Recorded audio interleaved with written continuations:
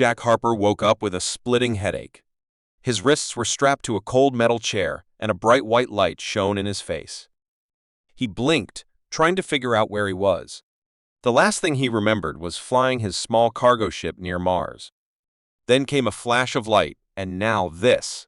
"Subject is awake," a robotic voice announced. The light dimmed slightly, and Jack could finally make out the creatures in front of him. They were tall, slim, and blue, with large black eyes that seemed to pierce through him. He had heard of aliens before every human had, but seeing them in person was something else entirely.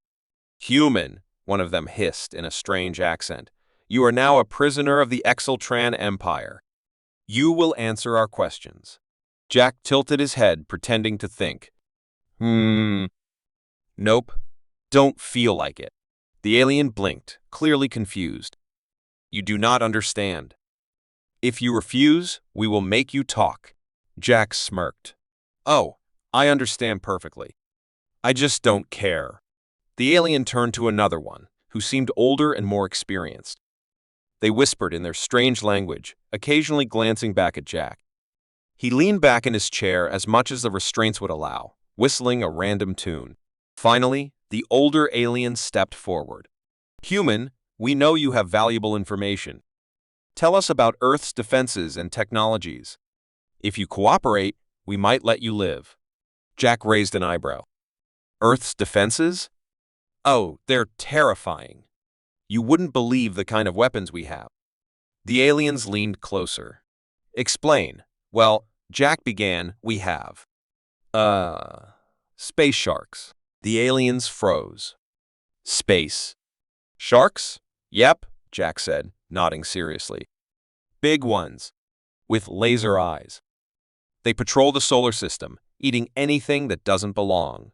It's why you've never invaded Earth before." "Isn't it obvious?" The younger alien looked at the older one nervously. "Could this be true?" it asked, in their language. Jack could barely keep a straight face. "Oh, and don't get me started on the battle squids. You see, enough." The older alien interrupted. "You think you can trick us with nonsense?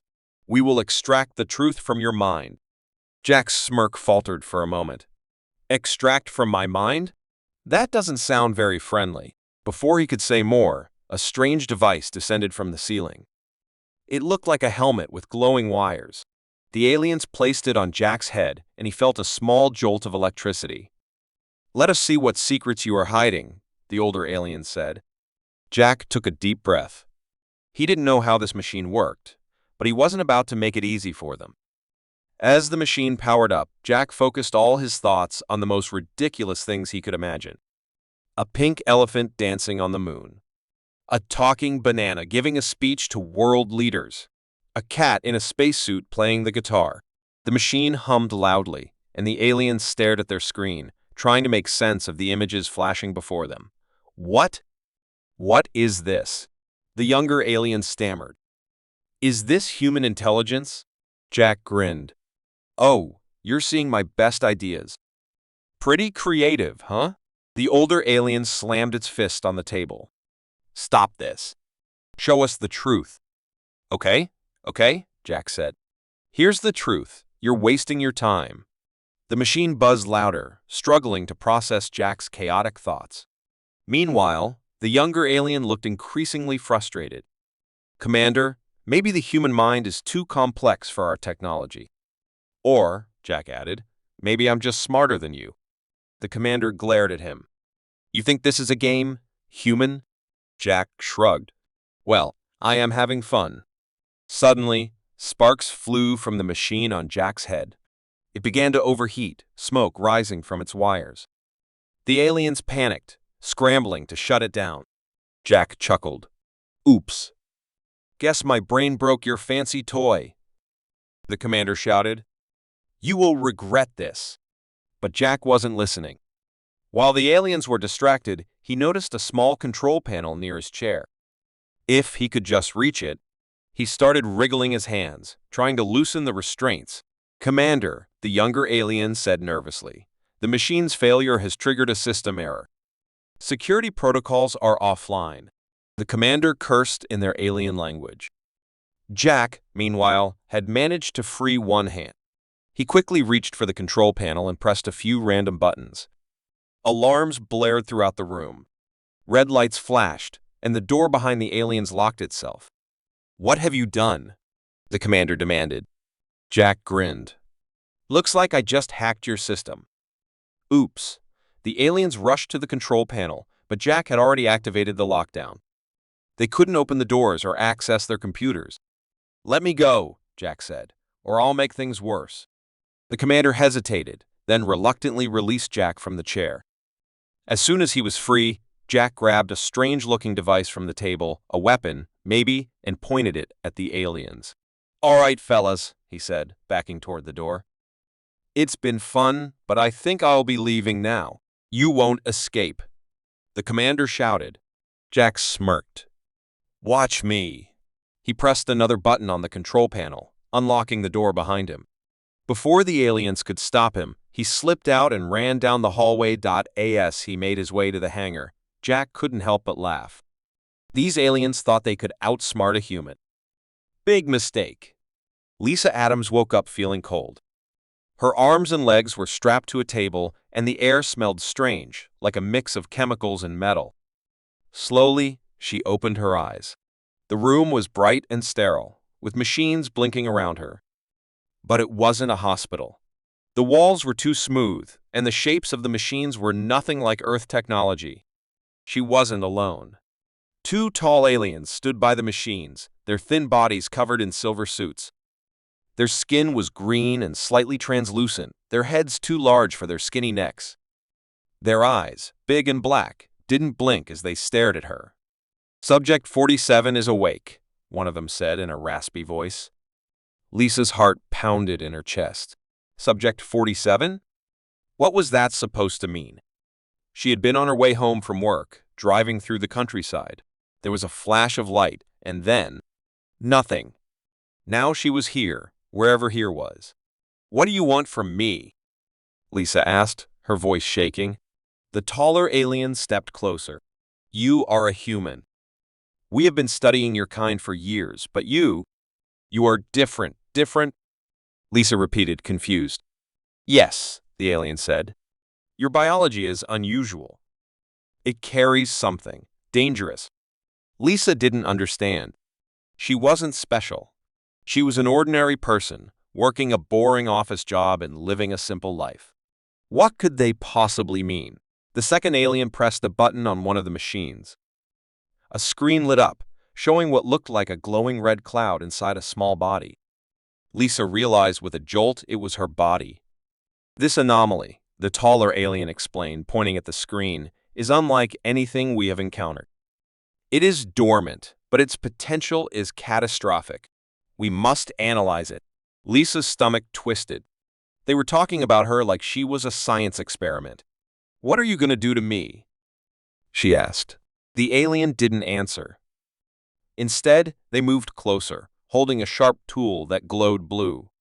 Lisa panicked, pulling at her restraints, but they wouldn't budge. "Stay still," the alien said. "This will only take a moment." As the tool approached her arm, Lisa felt a strange warmth spreading through her body. It wasn't coming from the tool, it was coming from inside her. The alien paused, its large eyes narrowing. "What is happening?" Lisa didn't know either, but the warmth was growing stronger, turning into heat. The machines around her started beeping wildly. The red cloud on the screen began to expand, spreading through the image of her body. "Contain it!" the second alien shouted. The taller alien pressed buttons frantically, but it was too late. The heat inside Lisa erupted, sending a wave of energy through the room. The lights flickered, and the machines sparked. The aliens stumbled back, their silver suits glowing faintly from the energy blast. Lisa gasped as the restraints holding her arms and legs melted away. She sat up, her body trembling but unharmed.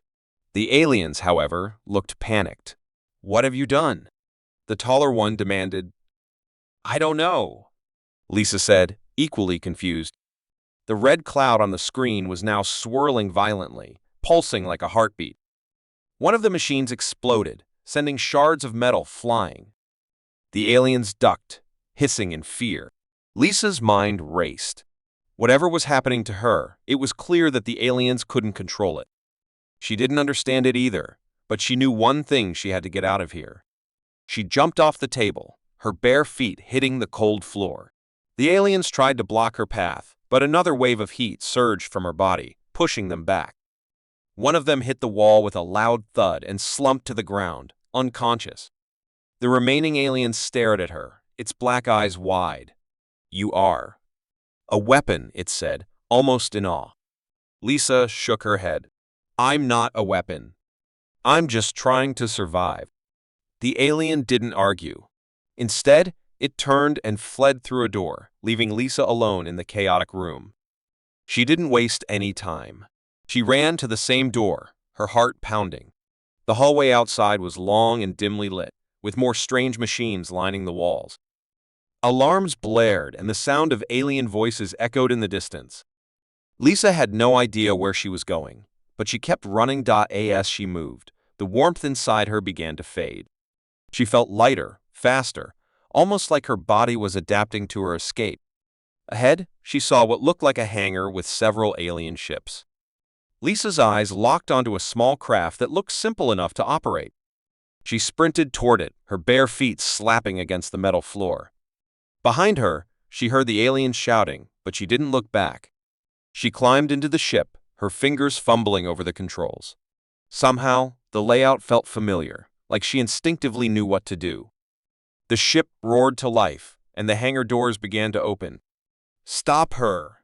One of the aliens screamed, but it was too late. The ship shot out of the hangar and into the vast darkness of space. Lisa's hands trembled on the controls, but she managed to steady herself. She had escaped, but questions filled her mind. What was the red cloud inside her? Why had it reacted like that? And most importantly, was she really dangerous? As the stars stretched out before her, Lisa made a silent promise to herself. Whatever this secret was, she would find answers.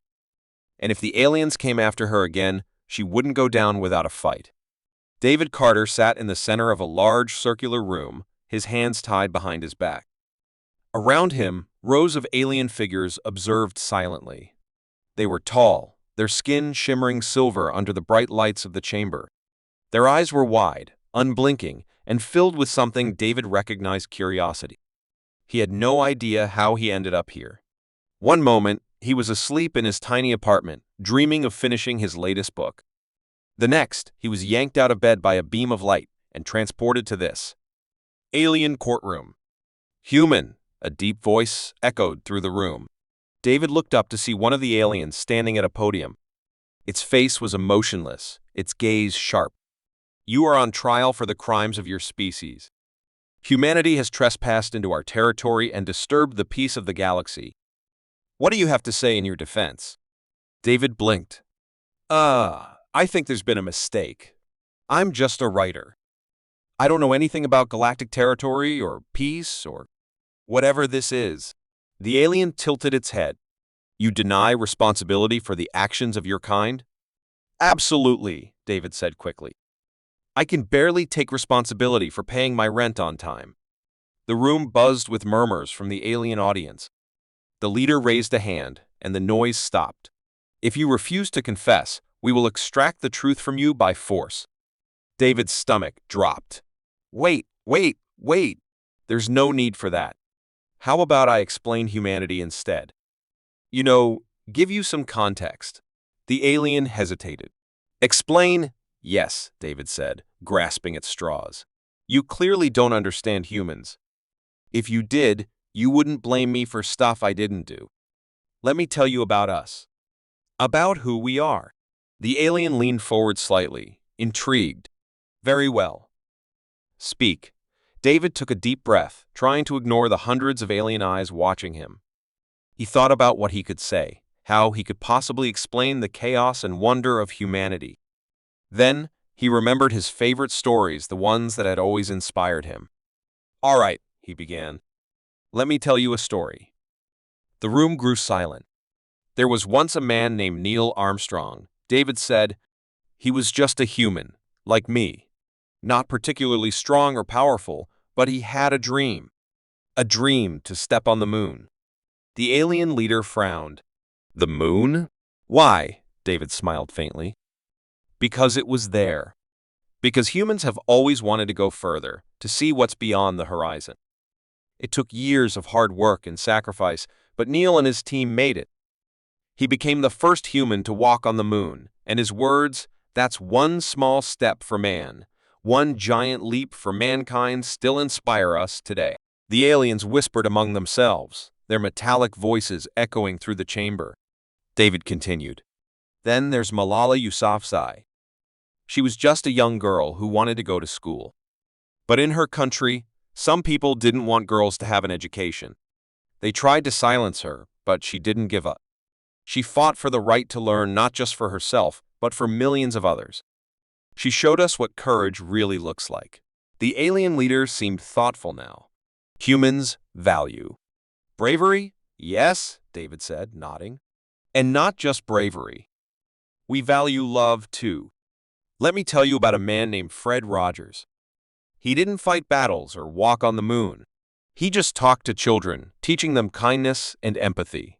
He reminded us that even small acts of goodness can change the world. The leader's silver eyes narrowed. And yet, your kind also wages war, destroys planets, and causes suffering. How do you explain this contradiction? David sighed. You're right. We do terrible things sometimes. Humans are flawed. We get scared, greedy, and angry. But that's not all we are. For every act of destruction, there's someone trying to build. For every war, there's someone fighting for peace. And for every mistake, there's someone trying to make it right. The room was silent again, but this time, the atmosphere felt different. The aliens weren't just watching, they were listening. David decided to take a risk. Here's the thing about humans, he said. We tell stories. It's how we make sense of the world, how we pass on hope. Stories remind us that even in the darkest times, there's light. And maybe that's why you brought me here. Not to punish me, but to understand us. The alien leader stepped back from the podium, staring at David with an unreadable expression. The murmurs in the room grew louder, and David couldn't tell if that was a good sign or a bad one. Finally, the leader raised a hand, and the room fell quiet. You are. Unlike the others, we have captured. Perhaps we have underestimated the power of your kinds. Stories. David held his breath. The leader continued, we will allow you to leave. But understand this, your species is being watched. Do not give us a reason to regret this decision. David exhaled in relief.